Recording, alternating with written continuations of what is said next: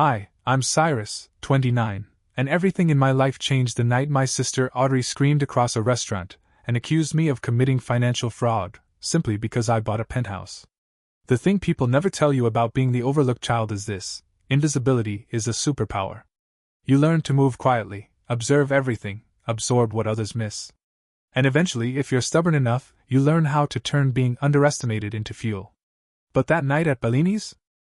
I wasn't thinking about poetic justice or emotional arcs.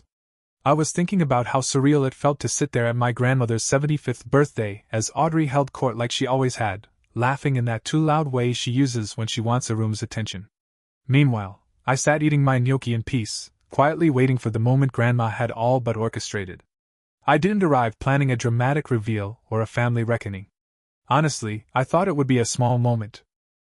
A calm acknowledgement. A simple truth landing softly between us. I should have known better. Audrey was mid-rant about her wedding flower budget, $28,000, because roses are too common, when Grandma turned to me. Cyrus, she said in that way she has, gentle but impossible to ignore. You've been very quiet. How's the apartment in Brooklyn? I could feel everyone brace in unison. Because the assumption, the family myth, was that I was still scraping by, living in some shoebox with a flickering light bulb and a leaky faucet. And I'd let them believe that for years. Partly out of self-protection. Partly out of exhaustion. It's good, I said. But I'm moving. My mother nodded vaguely. Oh? Found something a little bigger? Yeah, I said, reaching for my water glass. In Manhattan. That earned a flicker of attention. Audrey actually paused mid-sip. Then I added, as casually as if I were announcing a dental appointment. I bought the penthouse at the Monarch. Silence. Utter, vibrating silence. The Monarch, for context, is the kind of building where apartments aren't listed online. Where you need tax returns printed on gold leaf and a letter of recommendation from the Pope just to tour the lobby. Audrey had been rejected by them 2 months earlier. She blinked at me, laughed once, sharp, disbelieving. You're lying. I'm not. There is no universe. She snapped. Where you afford the penthouse at the Monarch. Tyler and I couldn't even qualify for a one-bedroom. It was 18.5. I said. Million? Aunt Patricia asked, eyebrows raised. Yeah. That's when Audrey's brain short-circuited. The wine glass tipped. The tablecloth stained. And suddenly my sister, the lifelong golden child, the untouchable princess, was unraveling like someone had pulled the wrong thread. This isn't real. She yelled loud enough that forks froze midair across the restaurant. You don't make that kind of money. You never have. Your company is a joke. My father stared at me as if he were seeing a ghost. My mother looked like she was about to faint. And then Aunt Patricia, God bless her, pulled up my Fortune profile on her phone and started reading it aloud like she was conducting a dramatic monologue. The Invisible Billionaire. She announced. How Cyrus Miller quietly built a financial empire. If I ever get that woman a Christmas gift again, it will be a yacht. By the time she scrolled to the company valuation, Audrey was openly shaking. You can't. She gasped. You can't just be more successful than me. That's not how this family works. And the wild thing was, she meant it. Deep down, she believed hierarchy was nature. Cosmic law. Audrey first, everyone else orbiting around her. But that night, the orbit broke. She screamed. She stormed out. Tyler apologized to literally the entire room. And my grandmother, my brilliant, steel-spined grandmother, lifted her champagne glass and said, Well, that was fun. But what happened after, that's the part one never expected. The part that changed everything. The morning after the explosion at Bellini's, I woke up in my hotel room feeling like someone had rewired the entire family tree overnight. My phone was a battlefield of missed calls, half-written texts, and one message from Tyler that just said, She's, processing. Which, translated from fiancé speak, meant Audrey was probably alternating between sobbing, denial, and Googling how to disown your brother without losing inheritance. I didn't respond. Not yet. I wasn't ready to walk back into the blast radius. The person I was ready to see was Grandma Eleanor. When I arrived at her house, she was already at the kitchen table drinking tea, looking far too pleased for someone whose granddaughter had detonated in public less than 12 hours earlier. Well, she said, motioning for me to sit. Last night was memorable. Grandma. I said, rubbing my forehead. I didn't mean for any of that to happen. Oh, nonsense, she said, waving a spoon. You didn't cause anything. You simply stopped pretending. Other people's reactions are their responsibility. Sometimes I swear she could have run a philosophy department. Before I could reply, my father walked in through the back door like he'd aged 10 years since dinner. He hovered for a moment, unsure whether I would bolt or lecture him or maybe vanish into thin air like the mysterious financial entity he'd suddenly discovered he'd sired. Cyrus, he said quietly, can we talk? Grandma nodded and left the room with the graceful exit timing of someone who'd been mediating family disasters since the Cold War. Dad sank into the chair across from me. No bluster. No lecture. Just a man who'd realized the ground beneath his worldview had shifted. Your mother and I, we didn't know, he said. But that doesn't excuse it. We should have paid attention. You deserved better from us. His voice cracked a little on that last part, and something in my chest softened, not fully, not instantly, but enough to let the conversation happen. We talked for hours. About my company. About his business struggles. About the years he'd spent thinking silence from me meant failure, not independence. By the end, he looked both humbled and proud. I don't want to fix the past, he said. But I'd like to do better with the time we still have. I'd like that too, I admitted. And I meant it. My mother was next, only she didn't request a meeting. She ambushed me in the garden. I found her sitting on a bench, hands trembling in her lap, mascara smudged like she'd been up all night reevaluating her entire personality. I owe you an apology, she began before I even sat down. Not just for last night. For 2 decades of blind spots. If my father's confession had been painful, my mother's was surgical. She admitted she'd invested in Audrey because Audrey's dependence made her feel needed. She admitted she'd avoided investing in me because she found my independence intimidating. And worst of all, she admitted she'd been afraid of the day I wouldn't need her at all. I didn't know how to respond to that. I'd spent years believing she simply didn't care.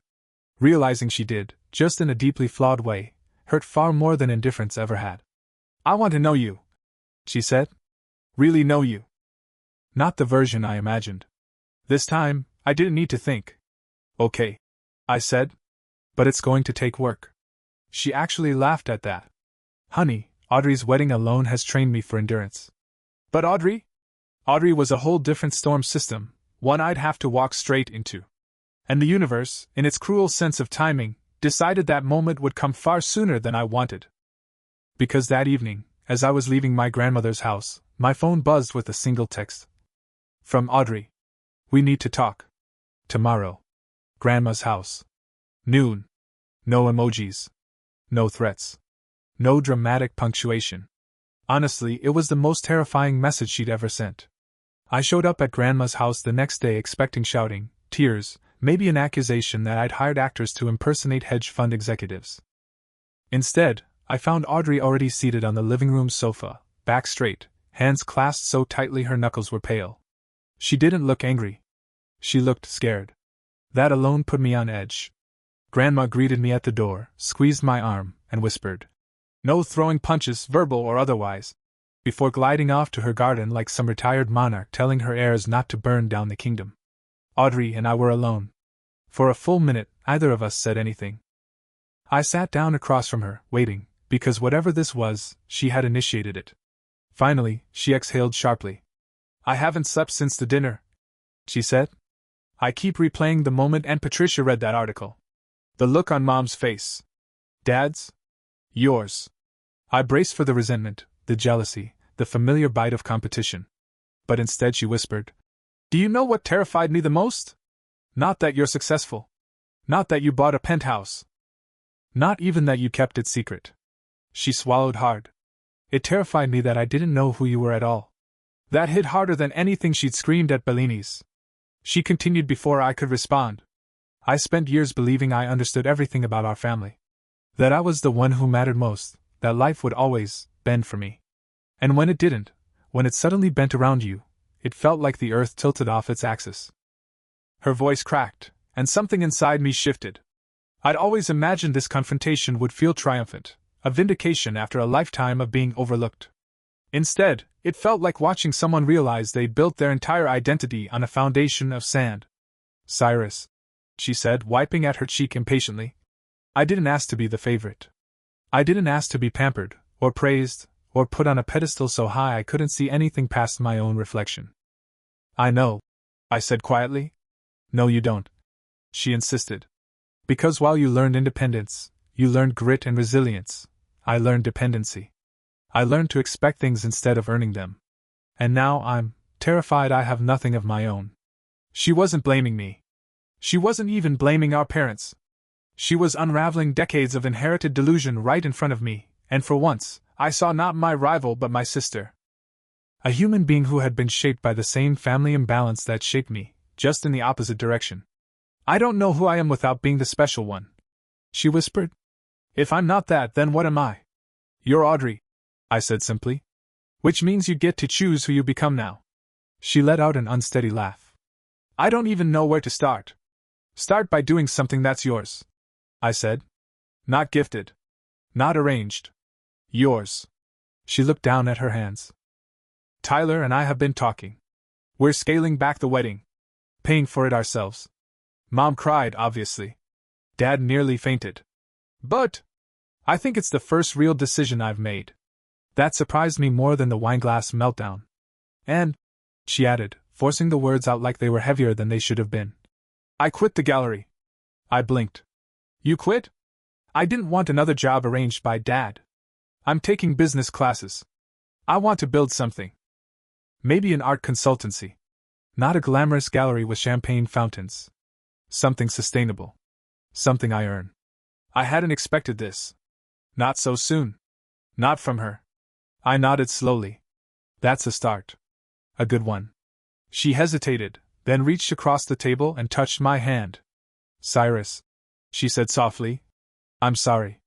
For what I said. For all of it. For years of not seeing you. This was the turning point I'd never imagined, not her meltdown, not the reveal, not even the penthouse.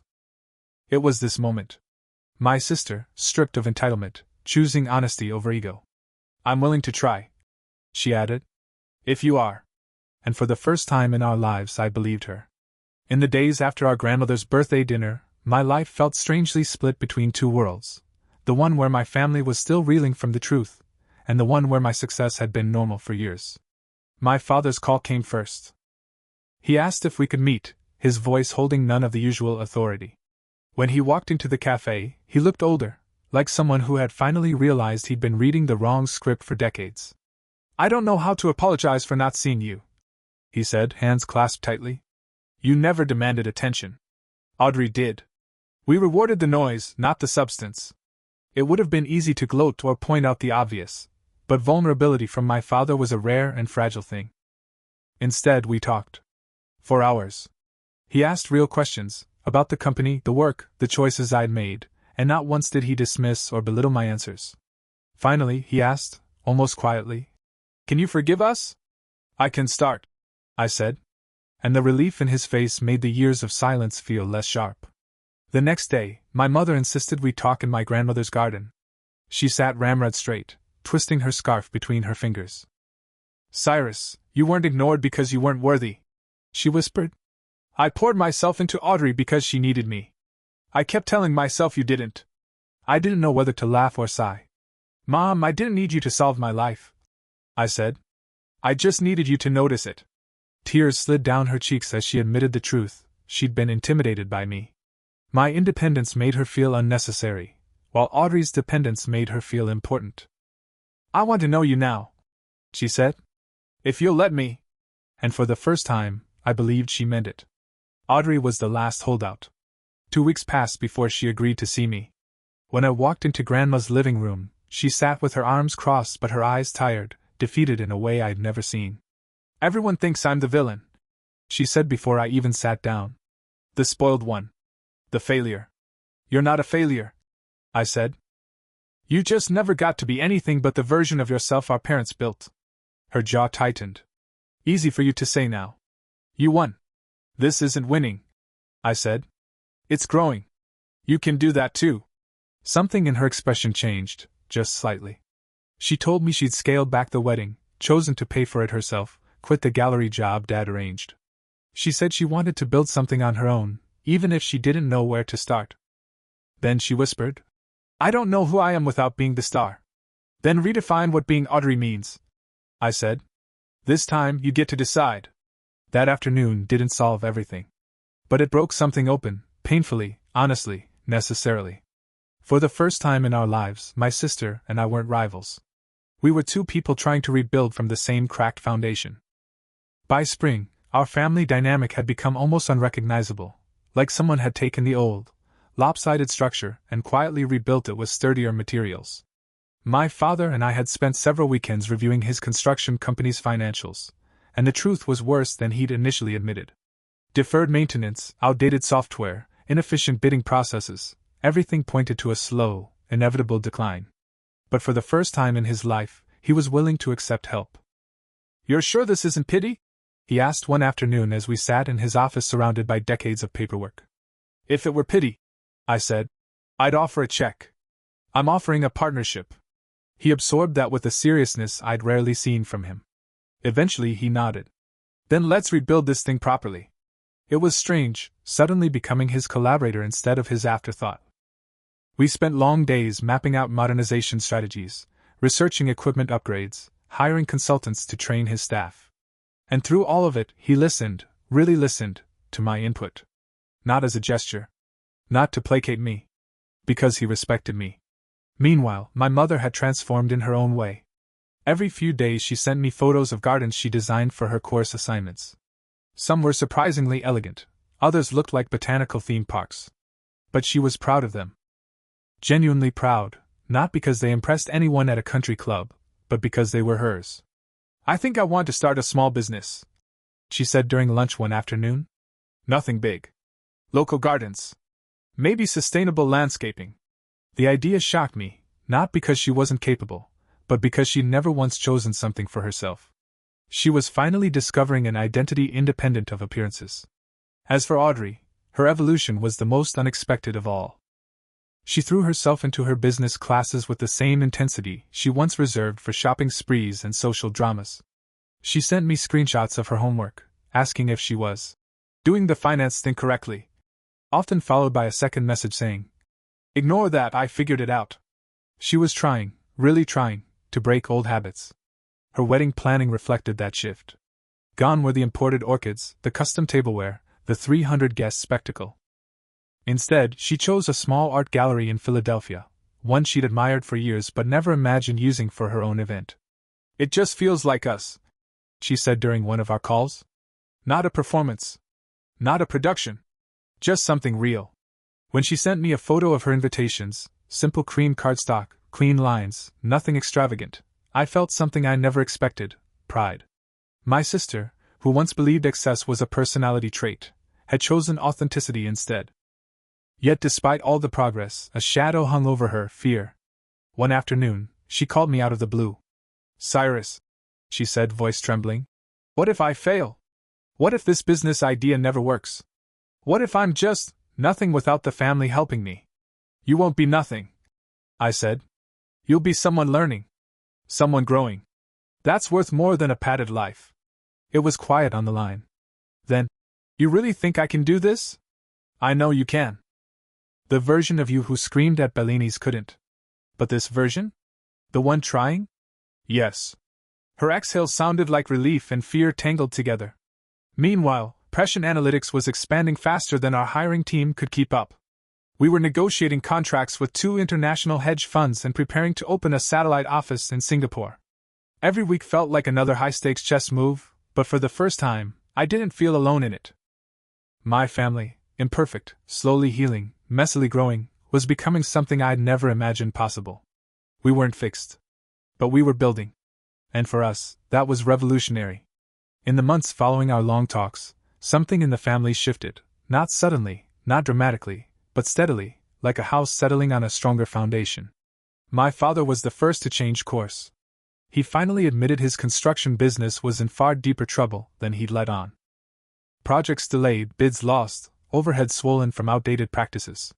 He'd been holding the entire thing together with pride and stubbornness. Instead of offering him a bailout, I proposed something better: a partnership. Prescient Analytics would invest in modernizing his operations, upgrading his systems, and helping him stabilize cash flow in exchange for equity. It preserved his dignity, gave me a role that wasn't paternal or pitying, and created a future for a business he'd spent decades building. "I can accept help," he said one night as we reviewed financial models. "As long as I can look you in the eye while I do it." For the first time in my life, he wasn't talking down to me. He was talking to me. My mother was undergoing her own quiet evolution.